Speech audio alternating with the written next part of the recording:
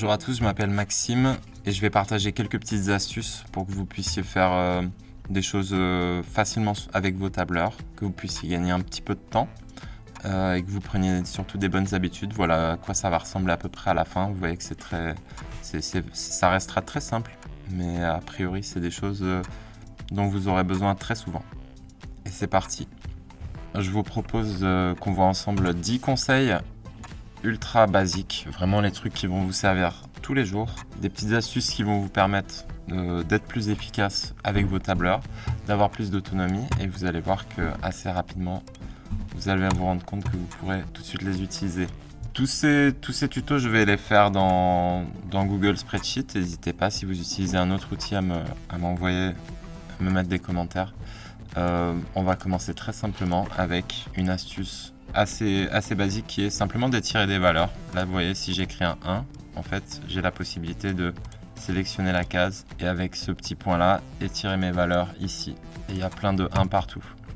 Un truc un peu plus intéressant, c'est que si je mets un 2, je peux sélectionner le 1 et le 2 et vous voyez que si j'étire, et ça va continuer de compter tout seul. Donc ça peut être pratique. Vous avez la possibilité de le faire, par exemple, si vous avez une semaine A, une semaine B, vous pouvez faire, je sélectionne A et B, j'étire jusqu'en bas, ça va se remplir tout seul. Deuxième conseil, ça va être d'utiliser la validation des données.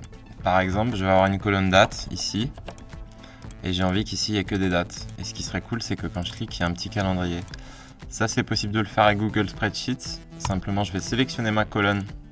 Dans mes données, je vais aller chercher validation des données. Et là, j'ajoute une règle ici.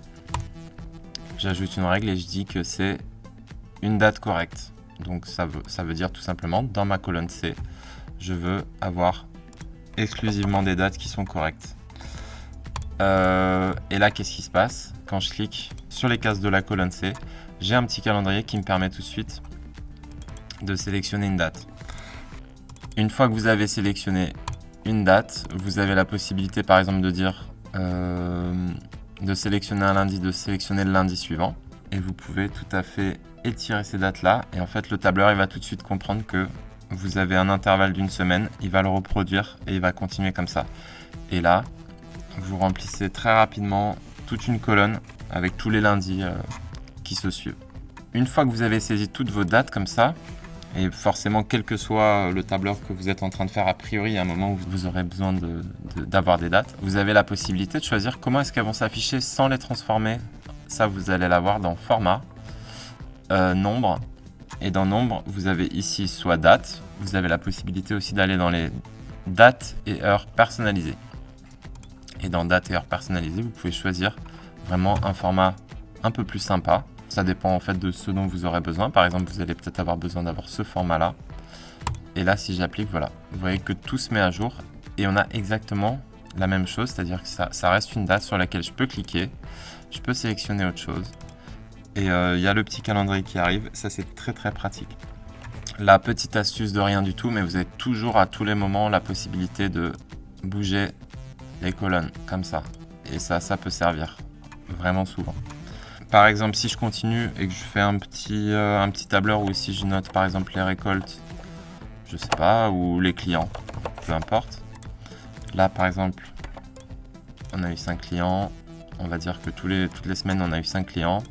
Et là les récoltes, on va dire que là on a eu, on a récolté 20, je sais pas, là on a récolté 30.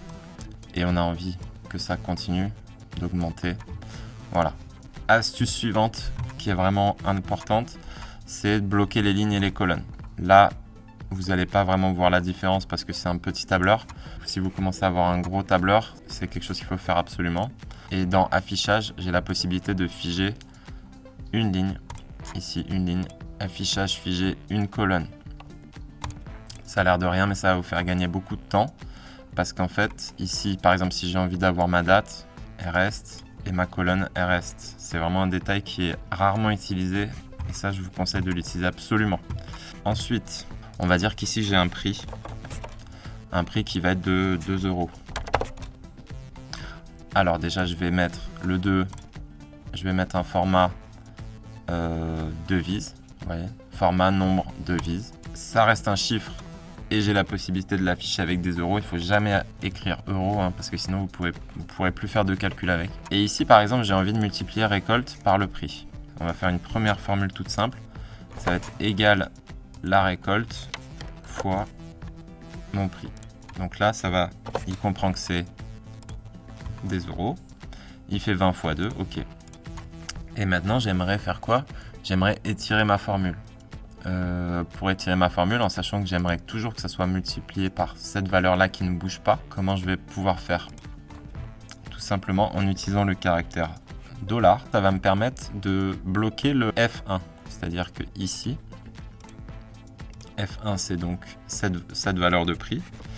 Si je mets un dollar là et là, en mettant le dollar, ça veut dire que quand je vais étirer ma formule ça va pas bouger alors que l'autre va bouger, c'est à dire que là j'étire ma formule jusque là et on a bien quelque chose qui fonctionne avec toujours B2 fois F1, B3 fois F1, B4 fois F1. En utilisant le caractère $, il comprend que c'est une case qui doit absolument pas bouger alors que le reste va bouger et va s'adapter à la ligne qui est choisie à ce moment-là. Ensuite, je vois souvent sur les tableurs des gens qui stockent de l'information dans du style. Qu'est-ce que ça veut dire? Ça veut dire par exemple, voilà, je vais dire que cette ligne par exemple elle est livrée, je vais la mettre en vert, j'en sais rien. Ça c'est quelque chose qu'il faut éviter à tout prix. C'est une très mauvaise habitude. Bah pourquoi c'est une mauvaise habitude? Parce qu'en fait, si jamais vous voulez cacher les lignes qui sont validées, vous ne pouvez pas le faire. En fait, il n'y a pas d'information là. L'information a été stockée dans du style, donc là dans la couleur de la ligne. Et ça veut dire qu'après vous êtes bloqué, en fait, vous ne pouvez pas vraiment le réutiliser, vous ne pouvez pas en faire grand chose.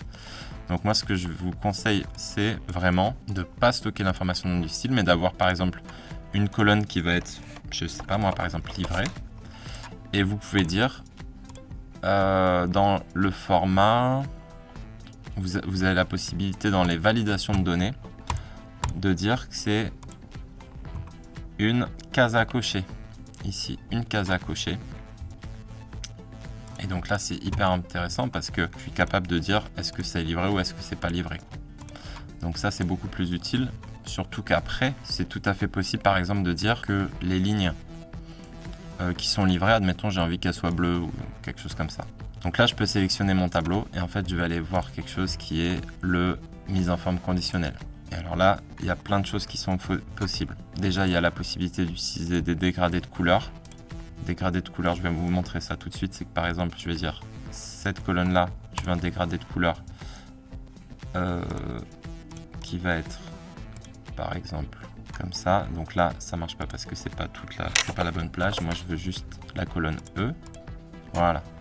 Donc ça, par exemple, ça c'est très pratique. Vous pouvez faire un dégradé de couleur, ça fait ressortir tout de suite ce qui a fonctionné, ce qui n'a pas fonctionné.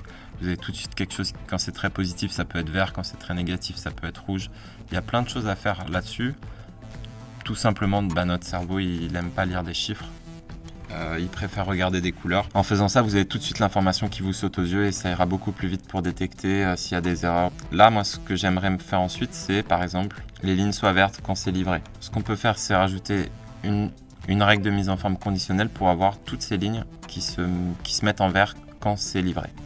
Donc là, je sélectionne tout mon tableau, je fais en couleur unie. La règle de mise en forme, je choisis la formule personnalisée et là, je vais dire que c'est égal.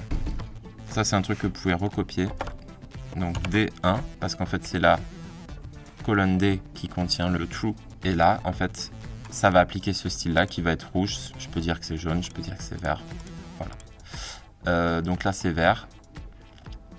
J'enregistre. Et là, c'est quelque chose... Ça fait que mon tableur il devient complètement interactif. Simplement dès que je dis que c'est livré, la ligne passe vert et c'est pratique.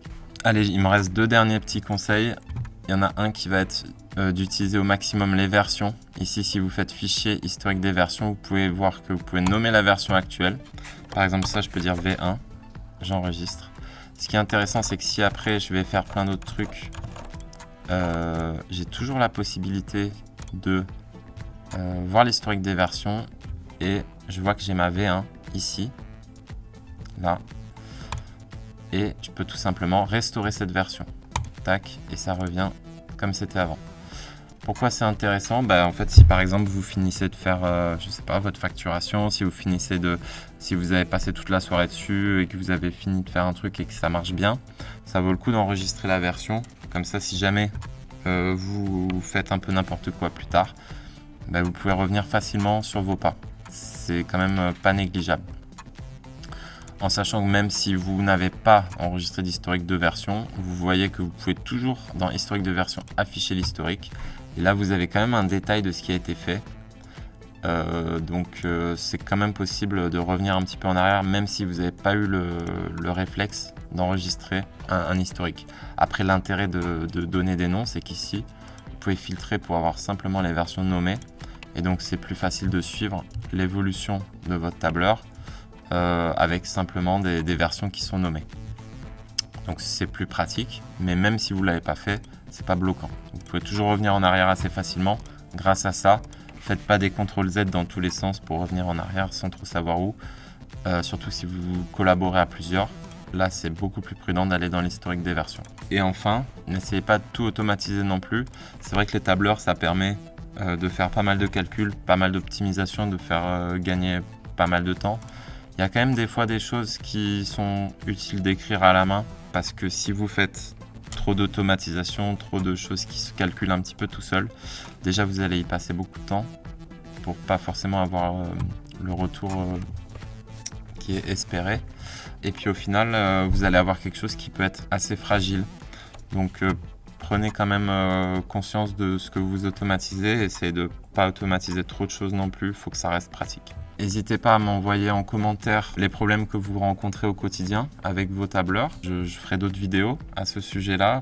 J'espère que ça peut vous faire gagner du temps d'avoir ces petites astuces. N'hésitez pas surtout à me dire si vous utilisez d'autres outils de tableur. Là, c'est vrai que moi, j'aime beaucoup utiliser Google Spreadsheet, mais je comprends que parmi les maraîchers, parmi les agriculteurs, il y a d'autres outils de tableur qui sont préférés, d'autres outils qui sont utilisés. Donc, n'hésitez pas à me dire en commentaire comment est-ce que vous souhaitez que j'oriente un peu ces vidéos, s'il y a des choses qui vous intéressent, s'il y a des problèmes que vous rencontrez. À côté de ça, pour la facturation, j'ai développé un outil qui s'appelle Oseille.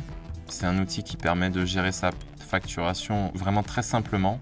C'est adapté au monde paysan. Je vous invite à aller regarder mon autre vidéo que je vais mettre en vignette et qui permet de comprendre un peu à quoi sert ce logiciel. C'est un logiciel qui est disponible gratuitement, qui est open source, qui fonctionne même sans internet, qui vous permettra de gérer votre facturation sans tableur. Donc ça vous permettra d'avoir des tableurs pour d'autres choses, mais en tout cas pour tout ce qui est lié à la facturation, de vous économiser ce temps-là. Ça vous fera gagner du temps, je pense, selon l'organisation que vous avez aujourd'hui. C'est très adapté pour les maraîchers. C'est un logiciel que j'ai développé en co-développement à 100% avec des maraîchers. Donc n'hésitez pas à aller regarder la vidéo, c'est très court pour voir un peu qu'est-ce que vous pourrez faire de ça et à tester Oseille pour voir si ça correspond à ce dont vous avez besoin. Il y a la saison qui démarre. Bon courage à tous. Bon courage à tous et à très bientôt.